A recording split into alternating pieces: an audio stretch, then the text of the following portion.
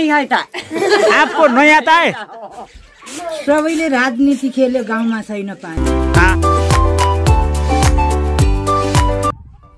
यहाँहरु सम्पूर्णलाई नमस्कार म प्रेम बहादुर साउद हाम्रो लब्जी नेपाली युट्युब च्यानलमा तपाईलाई स्वागत छ। आज म गाउँतिर घुम्दै छु है त। हामी अहिले मेनली गाउँपालिका नम्बर 4 कुसकोटको ओडगाउँ टोल हो। यो चाहिँ हामी यहाँ टोलमा घुम्दै गर्दाखेरि एकजना चाहिँ वृद्ध आमाले एकदमै राम्रो काम गरिराख्नु भएको देखेँ मैले। अनि भिडियो चाहिँ एकछिन उहाँसँग मिठो कुराकानी गर्नेछु, अन्तिमसम्म हेर्नु होला। धन्यवाद। हजुर नमस्कार। नमस्कार। हजुरको नाम चाहिँ के होला हजुर? अनि कति वर्ष हुनुभयो हजुर? भत्ता खानुहुन्छ कि नै? भत्ता आउँछ नि हजुरलाई? ए नापा भने 8 कि 12? 12,000 भने तपाईँ 70 वर्ष क्रस हुनुभयो भन्ने कुरा बुझ्नुपर्ने हुन्छ हामीले। अनि के बुन्दै हुनुहुन्छ यो डोका जस्तो? ए तपाईँ आफै बुन्नुहुन्छ? एहे लो डोको बुन्नुहुन्छ? ए हजुर। अनि कहाँबाट सिक्नुभयो त यो डोको बुन्न तपाईँले? एकैछिन राख्नु नि त त्यसलाई एकछिन भुइँमा। अनि हजुरलाई चाहिँ म यहाँ यसो हिँड्दै गर्दाखेरि यहाँ डोको बुनिराख्नु भएको चाहिँ देखेँ मैले। 12 वर्ष भयो डोको बुन्न लागेका। 12 वर्ष? एकदमै राम्रो। ओहो। अनि यो डोको बुन्नु तपाईँले कहाँबाट सिक्नु भयो? कहाँबाट सिक्नु? एक डोको बुन्नेर ल्याएको चाहिँ यहाँ ढेडाको। हजुर हजुर हजुर हजुर। मैबाट सिके कति किनिसक्नु भनिकनले कसो हुन्छ भनेर सिके त्यो किन्न 12 वर्ष भयो। यो प्राय जसो चाहिँ हाम्रो समुदायमा चाहिँ पुरुष अर्थात् अब के भन्छ अब छोराटाले मात्रै बुन्ने गर्छन् देखिन्छ प्राय जसो। यहाँ चाहिँ हेर्दै गर्दा तपाईँ जे होस् महिलाले चाहिँ डोको बुनिराख्नु भएको देखियो। यो चाहिँ महिला पुरुष भन्ने केही पनि छैन, जसले पनि सिक्न पाइन्छ भन्ने हो नि त। कहीँ किन्दैन म। हजुर। बेच्नु पनि हुन्छ? ए कति रुपियाँ पर्छ एउटा डोकालाई? 18वटा डोका चाहिँ घर लाउँदाखेरि बुन्नुभयो? हजुर। 2 डोका मौरे बाजाका। हजुर। 2 डोका परे त्यही क्या नैन्याका। हजुर। 2 डोका मेरा छोरा संख्याकी। हजुर। 2 डोका यमथि धौलेकी धौले। हजुर हजुर हजुर। 2 डोका 4 डोका त्यहाँपरि अजिवाडा। हजुर। डोका जे होस् पैसाले बेच्नु भयो कि त्यतिकै सहयोग गर्नुभयो? 2 डोका परि यही घर। हजुर हजुर। ए ठिक छ। मेरा घर। हजुर। 18 डोका भयो सबै? 18 भइसक्यो। ल 18 भए मानौँ। तपाईँ डोका चाहिँ त्यतिकै सहयोग गर्नुहुन्छ कि पैसाले दिनुहुन्छ? कति रुपियाँ खानुहुन्छ एउटालाई? एउटा डोकालाई कति? एउटा डोकालाई चाहिँ कति पर्छ? कोही दि जाँदा 500 बढी उनीहरूले 700 दियो। अनि यो चाहिँ पुरुषले मात्रै गरेको देखिन्थ्यो, आज महिलाले चाहिँ तपाईँहरूले जे होस् एउटा तपाईँ वृद्ध भएर पनि तपाईँले जे होस् घरमा बसेर यस्तो डोका डाला बुनिराख्दाखेरि चाहिँ एकदमै खुसी लागेको छ। यो चाहिँ पुरुषले मात्र नभएर चाहिँ महिलाले पनि गर्न सकिन्छ भन्ने कुरा तपाईँले सिकाउनु भएको छ क्या यसमा। अनि काम गरेपछि जे पनि गर्न सकिँदो रहेछ नि त। 2-3 डोका त रातै बुन्दैछौँ। रातमा पनि बुन्नुहुन्छ? तपाईँले हो के? त्यसो त धेरै राम्रो। हेर्नु त ओइनिया भने कस्तो? त्यो मोतीमालको पछाडि सानसाना दानावाला हो?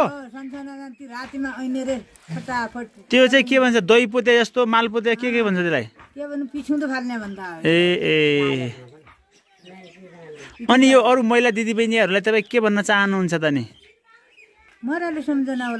सम्झना न यो डोको भयो, डोको मात्रै नभएर चाहिँ अन्य सिपहरू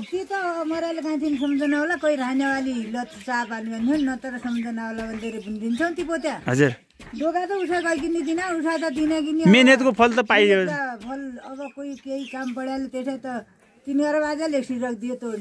हेर्नुहोस् त कति राम्रो यो।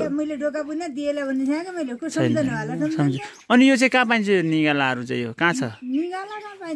तपाईँसँग छ कि छैन आफ्नो? ए तपाईँले आफ्नै ठाना छ यसको? ए ल खोइ बुनेर देखाउनु न एकचोटि। ल बुनेर हेरौँ त कस्तो बुन्नु हुँदो रहेछ।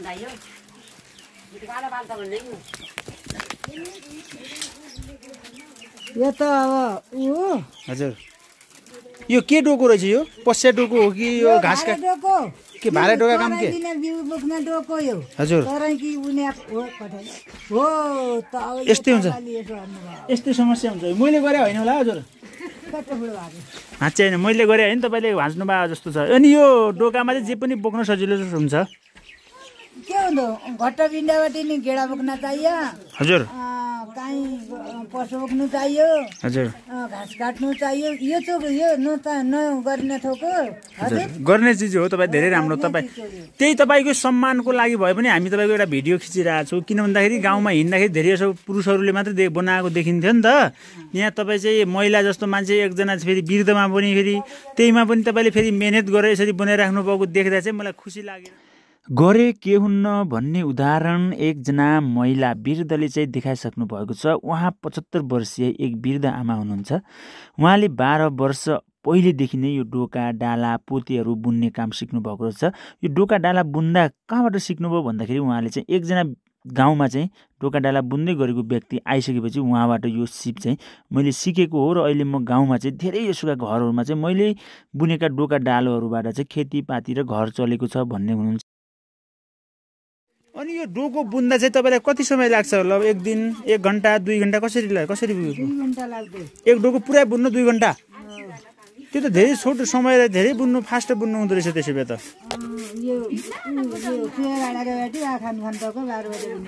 एहे भनेपछि 2 घन्टामा फिट यो सबै तपाईँको तलको यो कुन्ना भयो यो थेक सबै तपाईँले गर्नु सबै ए यो के हो बाँसको हो कि ए बाँसको हो यो ए यो त्यो डोका बुने नि तपाईँले हो अनि यो चाहिँ यो कसले गाड्छ यो निगाला यो चाहिँ तपाईँले ए खोइ एकछिन ट्राई गाड्नु कसरी गाड्नुहुन्छ एउटा उहाँले डोका डाला बुन्ने काम मात्र होइन घर पनि चलाउनु भएको छ एकजना आमाले चाहिँ यसरी घर चलाउनु र अनि आफ्नो सिपलाई यसरी देखाउनु अनि घर चलाउनु धेरै ठुलो कुरा यसरी हेर्नुहोस् त डोकाको चाहिँ चोयाहरू यो गाड्नु कति मुस्किल हुन्छ तर पनि उहाँले चाहिँ यस्तो उमेरमा चाहिँ पनि यसरी चाहिँ डोका डालाहरू बुनिराख्नु भएको छ उहाँको सम्मानको लागि भए पनि एक लाइक र अनि हाम्रो लब्जी नेपाली युट्युब च्यानललाई सब्सक्राइब गर्नुहोस् र सेयर गर्नु होला जो महिलाहरू चाहिँ हामी सक्दैनौँ हामी कमजोर छौँ भन्ने महिलाहरूको लागि चाहिँ उहाँ एकदमै उदाहरण भएको छ यो काम जसले पनि गर्न सक्छ त्यसैले हिम्मत हार्नु हुँदैन कृपया यो भिडियो तपाईँको त्यस्तो महिलाहरूसँग पठाइदिनुहोस् जसले चाहिँ म सक्दैन म महिला हामी कमजोर भन्ने व्यक्तिसँग चाहिँ यो भिडियो पुगाइदिनु होला हेर्नुहोस् है त यो भिडियो अन्तिमसम्म चाहिँ उहाँले चाहिँ कसरी चाहिँ डोका डालाहरू फेरि पनि बुन्दै के गर्नुहुन्छ रमाइलो पनि छाएपछि अन्तिमसम्म हेर्नु होला भयो भयो धेरै धेरै धन्यवाद अनि हाम्रो यहाँ 2 जना अरू पनि हुनुहुन्छ तपाईँले सिक्नु भएको छ डोको बुन्न आपको नहीं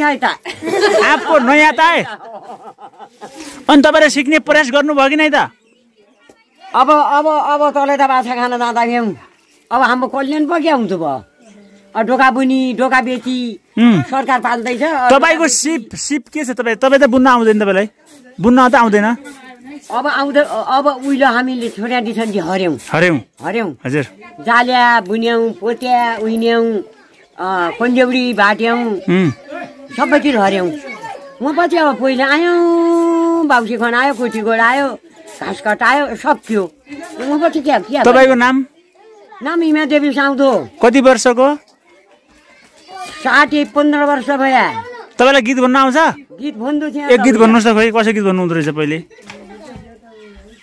के भन्नु एक गीत के भन्नु त्यो पहिले तिम्रो छोराटासम्म खेलेको गीत भन्नु त छोराटासम्म खेलेको गीत छोराटासम्मको गीत हजुर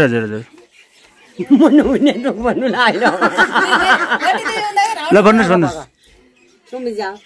छोराटाको गीत त भन्दैन कहाँ जाने हो प्रथम त गीत सिका त कोही गरेन घाँस काट्टो छै कोही कहाँ कोद्या गोड्डी छै कोही गरेन घाँस काट्टी छै के मटक मार्दी छै मधेकियाले यो खड्याउने छोराटाले भनेको छोराटाले भनेको अब तिमीले के फर्का त नि म के फर्काउँ त अब तँदेखि अब मटक मार्दैन अब राजी छौँ भने आउँला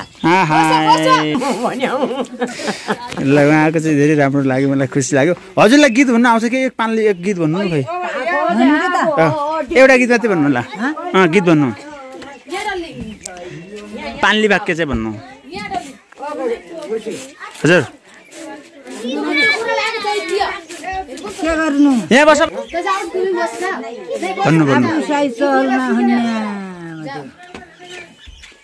मेरै बिग्रियो बानी भन्यो सबैले राजनीति खेल्यो गाउँमा छैन पानी आहा ल हेर्नुहोस् अब उहाँको त्यस्तो माग छ है त्यो आउँदो चाहिँ 84मा चाहिँ पानीको माग पुरा गर्नु भन्नुभएको छ उहाँले गुप्त है प्रगट आइजा बृहस्पति तारा भन्थ्यो अब कहिले हुने हुन्न कहिले आउने हुन्न घर घरैमा धारा अब आउँदैछ अब हाम्रो चाहिँ यो सुँगुर खाने पानी आउँदैछ त्यसमा तपाईँको घर घरमा धारा भैँसा बाँध्यो गौनी लखपति साहुकारले सुँगुर दहीका धारा आउने बेला मरिजाने हो मद्दै नि त्यो बनाउ उहाँलाई धेरै धेरै धन्यवाद छ तपाईँले यहाँसम्म हेरेर साथ दिनुभयो त्यसको लागि तपाईँलाई धेरै धेरै धन्यवाद छ हाम्रो लब्जी नेपाली युट्युब च्यानलमा तपाईँले अझै पनि सब्सक्राइब गर्नुभएको छैन हाम्रो लब्जी नेपाली युट्युब च्यानललाई सब्सक्राइब गर्नुहोला र उहाँ वृद्ध आमाको लागि सम्मानको लागि भए पनि एक शेयर एक लाइक अनि साथीभाइलाई